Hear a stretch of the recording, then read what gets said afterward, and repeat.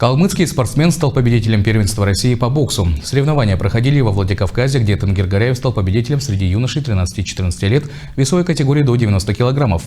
Стоит отметить, что такую награду наши спортсмены привозили в последний раз 14 лет назад. И это событие принесло большую радость всем причастным к этому виду спорта.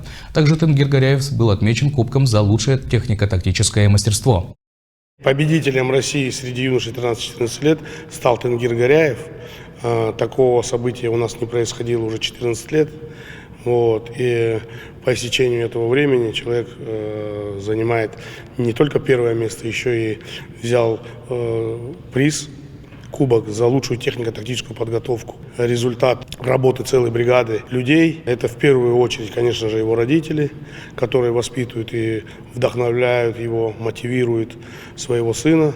Личного тренера Дженгрова Анатолия Максимовича, который тоже непосредственно вкладывается в его воспитание и трудится над его технико-тактической подготовкой, морально-волевыми качествами.